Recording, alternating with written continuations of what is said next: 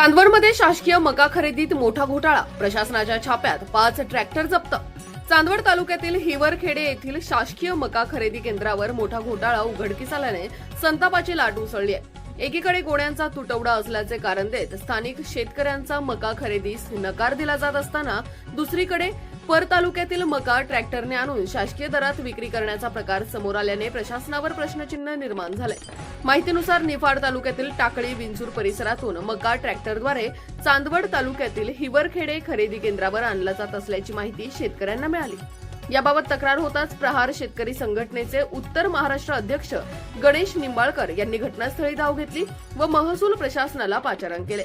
महसूल विभागाने तात्काळ छापा टाकला असता मक्याने भरलेले 6 ट्रॅक्टर केंद्रावर आढळून आले।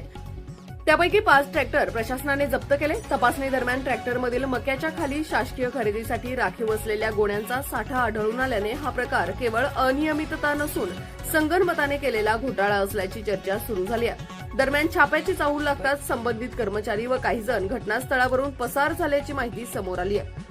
प्रशासनाने जप्त केलेला मका व ट्रॅक्टर ताब्यात घेत पुढील तपास सुरू केला असून हिवरखेडे येथील शासकीय धान्य गोदामालाही सील करण्यात आलाय। या प्रकरणामुळे संतप्त शेतकऱ्यांनी प्रशासनाला थेट सवाल केलाय। शेतकऱ्यांना गोण्या नाहीत म्हणून मका खरेदी बंद, मग या ट्रॅक्टरमध्ये हजारो शासकीय गोण्या आल्या कुठून? दरम्यान या संपूर्ण प्रकारामागे मोठे रॅकेट कार्यरत असल्याची शक्यता व्यक्त केली जात असून दोषींवर कठोर कारवाईची मागणी जोर धरत आहे। आता प्रशासन या प्रकरणातील मुख्य सूत्रधारांपर्यंत पोहोचते का याकडे संपूर्ण जिल्ह्याचं लक्ष लागलंय। S9 TV न्यूजसाठी शरद पवार, चिंचवे, चांदवड। सकाळी धक्कादायक गोष्ट दिसली आम्हाला इथं चांदवड लासलगाव रस्त्यावरील जे पलोडचं गोडाऊन म्हणजे पलोडची जी गोडाऊनची जागा आहे ती शासनाने घेतली इथपर्यंत माहिती होतं, पण याच्यात चांदवड व्यतिरिक्त निफाड तालुक्यातले ट्रॅक्टर खाली होता हे माहीत नव्हतं। आज जेव्हा एका निफाडच्या शेतकऱ्यानं सांगितलं की बाबा माझा ट्रॅक्टर तिकडे खाली झाला नाही, पण आमच्या इथून ट्रॅक्टर मार्केटमधून घेतलेली मका एका गोडाऊनमध्ये ठेवल्या गेली, रात्रीतून ती ट्रॅक्टरमध्ये लोड केली गेली, ती लोड करत असताना खाली बारदान दाबलं गेलं आणि मग ते तुमच्या चांदवड तालुक्यात कुठेतरी खाली व्हायला आलंय। बिचारा सकाळी सकाळी घरी आला, त्याची ती त्या ठिकाणी तातडीची कळकळ ओळखून म्हटलं चल बघूया आमच्या तालुक्यात जिथं खाली होतं तिथं जाऊया। इथं आलो तर सगळे ट्रॅक्टर हे टाकळी तालुका निफाड येथील खाली होत होते। ठीक आहे, ते नोंदणी चांदवडची दाखवत आहेत। पहिली गोष्ट परसूल सारख्या गावातनं नोंदणी झालेल्या त्या शेतकऱ्यांकडे ट्रॅक्टर नाही का हा एक लॉजिकली प्रश्न इथं उपस्थित होतो। आणि ज्या गावची कंपनी नोंदणीकृत आहे ते गाव तळेगाव रोही दाखवले जाते, त्या तळेगाव रोहीत एकही शेतकरी मकावाला नाही का हा सुद्धा लॉजिकली प्रश्न इथं निर्माण होतो। या तर्कसुसंगत परिस्थितीमध्ये तुम्हाला समोर त्या ठिकाणी याच हिवरखेडे गावातील ज्या गावात कंपनी आहे, हे गोडाऊन आहे कंपन्यांचं, इथं 4 कंपन्यांचं काहीतरी खरेदी केंद्र आहे, त्या गावातल्या शेतकऱ्यांना इथं ट्रॅक्टर सोडून जावं लागतंय आणि निफाड तालुक्यातला शेतकरी इथं कुणी ग्रेडर नाहीये, खाली करायला जबाबदार व्यक्ती नाही, ना शासनाचा ना कंपनीचा ना कोणी। 4 बिहारी लोक इथं सहज खाली करून घेत होते। तुम्ही तो मका बघा, कुठल्याही पद्धतीनं ग्रेडिंग केलेला नाहीये, त्याच्यात बुरशीजन्य मका आढळला, त्या ठिकाणी ठुशा असलेला मका आढळला, कारण तो थेट लिलावातून डायरेक्ट उचलून इथं आणलेला आहे। हा शेतकरी त्याचा पुरावा आहे। मग अशा ठिकाणी आता काय करायचं? शेतकरी इकडे बाजूला म्हणतोय माझी मका घ्या मका घ्या मका घ्या, कांद्यात तेच झालं, सोयाबीनमध्येही तेच झालं आणि मकातही तेच झालं, फक्त पुरावे नाहीत। आता हा पुरावा आहे, एकदा आम्ही कांद्याचाही पुरावा दिला, पण पुढे त्या अधिकाऱ्यांनीही काही केलं नाही, ना कलेक्टरनी काही केलं, ना DDRनी काही केलं, ना DMOनी काही केलं। या कंपन्यांना बोबाट सुटल्यामुळं शेतकरी मात्र संपतील हा त्या ठिकाणी भीतीचा विश्वास या ठिकाणी व्यक्त करतो। पण आता जर या ट्रॅक्टरांचा खुलासा इथं जेवढे 10-1 ट्रॅक्टर आले त्यांचा खुलासा शासनानं व्यवस्थित केला नाही तर आम्ही तहसील कार्यालय चालू देणार नाही, किंबहुना एकतर तहसील कार्यालय चालेल किंवा आमचे श्वास चालतील, हाच इशारा या ठिकाणी देतो। अधिकाऱ्यांना सुट्टीच्या दिवशी फोन केला याचाच राग जास्त आलेला दिसला मला। मग ते ER ऑफिसची सिस्टम असेल, DDRचा तर फोन स्विच ऑफ आहे, कलेक्टरांनी फोन नाही घेतला आणि DMOनी फोन घेतला नाही, पण AR मॅडमचा माझा संपर्क झाला। मग AR मॅडमनी कॉन्व्हर्सेशन करून दिल्यावरती त्यांची चिडचिडच मला बघवली नाही। ते म्हणता मग आता ती असेल तिकडे जागा नसेल आमकं नसेल, म्हणजे किती म्हणजे दुर्लक्षित दृष्टिकोन आहे या लोकांचा। तो DMO ज्याला तिथं ड्युटीला बसवलंय, अरे बाबा तुझ्यामुळं हा सगळा काळाबेरा चाललेला आहे, इकडं तुझं काय आहे का नाही माहित नाही, पण तुझ्या त्या दुर्लक्षामुळे हे चाललेलं आहे असा आमचा प्राथमिक आरोप आहे। त्या डीएमओला चिडचिड करायचं काय कारण आहे? इथं आमची एवढी चिडचिड होते. हा शेतकरी सांगतोय मी बीएससी आहे, बीएससी इलेक्ट्रॉनिक्स आहे, आणि तो शेतकरी त्याचा एक ट्रॅक्टर विकू शकत नाही. 35 लाख रुपये त्याच्यावर कर्ज आहे. तो शिकलेला आहे म्हणून प्रामाणिक आहे असं माझं मत आहे. आणि तो रात्रीचं पाणी भरत असताना त्याच्या नजरेस हा सगळा सावळा गोंधळ पडतो.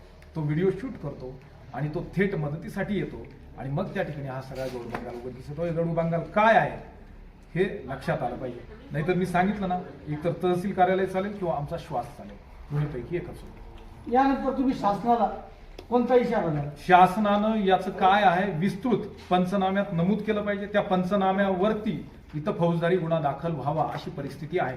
कारण शासनाचं बारदान कसं या ट्रॅक्टरच्या तळाशी आलं? शेतकरी मका पिकवतो हे माहित होतं, शासनाचं बारदान कधीपासून पिकवायला लागलं हे काही कळलं नाही. त्या शासनाच्या बारदानाचा तो मालक कसा झाला हे बघा. कारण तो मूळ शेतकरी नाही. ही सगळ्या व्यवस्थित एक सर्कल आहे. कांद्यात काम करतं, सोयात काम करतं, मकातही काम करतं, म्हणून शेतकरी वंचित आहे. 2400 रुपयाचा बाजार त्या शेतकऱ्याला नाही मिळत. 2400 रुपयाचा बाजार या मधल्या असल्या हरामखोरांना मिळतो. त्यामुळं 2400 रुपये शेतकऱ्याच्या पदरात मिळतील याच्यासाठी कंपन्यांनी कामं केली पाहिजे. एकतर मुळात त्या कंपन्याच माहित नाही. हा सगळ्यात महत्वाची गोष्ट, संघाची खरेदीची नोंदणी किती झाली आहे तालुक्यातली? माझ्या मते 1500-1600 काहीतरी झाली आहे. यांचीच कशी 150-200 झाली हो? म्हणजे काय तर प्रॉपर शेतकऱ्यापर्यंत याची नोंदणी माहीतच झाली नाही. त्याची नोंदणी कुठं चालू आहे हे माहीत नाही. म्हणून एक ठरवून नोंदणी केली की काय हे सुद्धा चौकशी होणं गरजेचं आहे. आता जे SIO आले आहेत, आम्ही त्यांच्या कानावर घातलं. DMO कडनं कोणी नाही आलं हे विशेष माहिती पडून सुद्धा. आता किती तास झाले? जवळपास 4.25 तासापासून मी इकडे सकाळचा इकडे आलो आणि सकाळचा आलोय. इथं फक्त तहसील कार्यालय, तहसीलदार साहेबांचे आभार मानले पाहिजे का त्यांनी यंत्रणा कामाला लावली. पण DMOची जबाबदारी आहे इथं सगळी. डिस्ट्रिक्ट मार्केटिंग ऑफिसर जो आहे त्याची जबाबदारी आहे, त्याचं कोणी चालेल नाहीये. हे सगळ्यात विशेष. बरं खाली करायला कोणी नाही. या सगळ्या गंभीर वातावरणामध्ये संशयास्पद सुई कोणाकडे जाते हे तुम्ही बघा.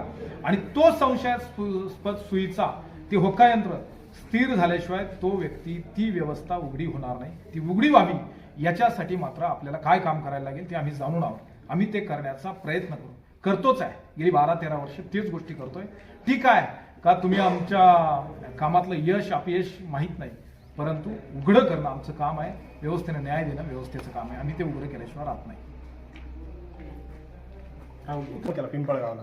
त्याला म्हटलं मला उद्या मका आणायची आहे, वाळून वगैरे ठेवलेली. ते म्हणजे इथली खरेदी बंद झाली. मग मग काय आणू नका. म्हणजे ठीक आहे चालेल, काय हरकत नाही. मी विषय सोडून दिला. मग संध्याकाळच्या वेळेस मी पाणी भरण्यासाठी गेलो होतो. मला ट्रॅक्टर भरलेलं दिसलं तिथं. काही कोणत्या ठिकाणी ट्रॅक्टर भरलेले होते? टाकळी विंचूर खडकमाळा रोड, खंडराम मंदिर चौक, चांदवड तालुक्यात कधी भरले? फाडला मी. मग मी म्हटलं आता हा काय प्रॉब्लेम की बुवा आपल्याला संपली खरेदी तर मग हे ट्रॅक्टर कुठं चालले म्हणून. मग मी सकाळी पाठलाग केला. तर इकडं बघितलं की इकडं आले म्हणून. मग त्याच्यानंतर मी यांच्याशी संपर्क केला. म्हणलं गणेश भाऊ असा विषय बघा, तुम्हाला याच्यात काय करता आलं तर. मग ते ठीक आहे लगेच चला आपण जाऊ म्हणून. आता याच्यात जबाबदार फॉरवर्ड प्रोड्युसर कंपनी स्थापन का केली? शेतकऱ्यांसाठी केलेली. आणि त्याचे जे मेंबर आहेत ते पण शेतकरीचे.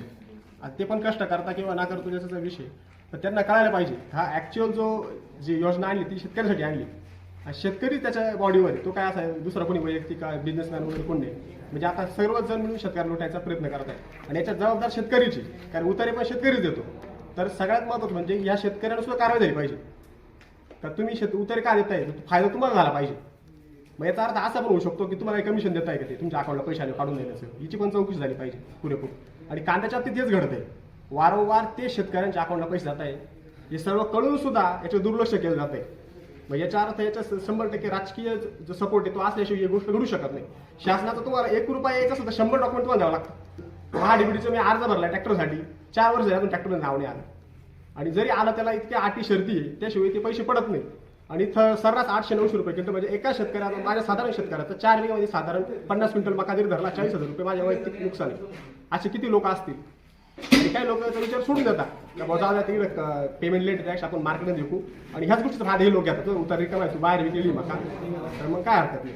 मला याला विरोध नाही. शेतकऱ्यांनी भले मार्केटमधून घ्या, तर तुमच्या फायद्यासाठी स्कीम आहे. तुम्ही विका स्वतः घेऊन या. तुम्ही उतर देता कशाला या लोकांना? ते दिवसेंदिवस करोडपती होतील, आपण विक्रीच होणार आहे ना. आपल्या चॅनलला नक्की सबस्क्राईब करा. बेल आयकॉन दाबायला विसरू नका.